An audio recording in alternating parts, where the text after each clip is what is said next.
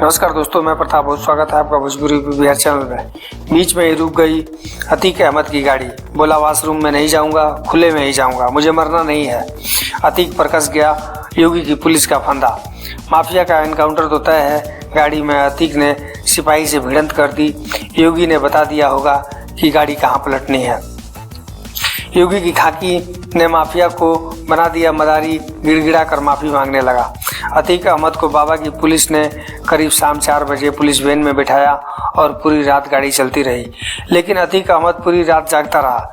फिर भी उसकी गाड़ी जब एक सुनसान रास्ते से गुजरने लगी तो मीडिया वालों को भी रोक दिया गया, जिसके बाद अतीक दोबारा गाड़ी के अंदर ही फूट फूट कर रोने लगा और कहने लगा, प्लीज़ मेरे साथ कुछ गलत मत करना। अतीक अहमद की पेशी बाबा के दरबार में होने वाली है। बाबा की पुलिस ने उसे रात तक प्रयागराज तक पहुंचा दी जाएगी।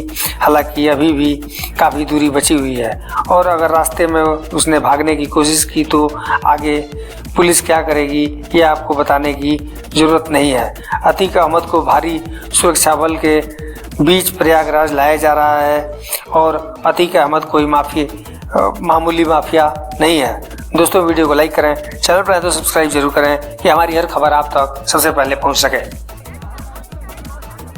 देखिए, दिन का उजाला है और दिन के उजाले में अतीक अहमद जो है वो बाहर निकले हुए हैं और हम उनसे जानने की कोशिश करेंगे।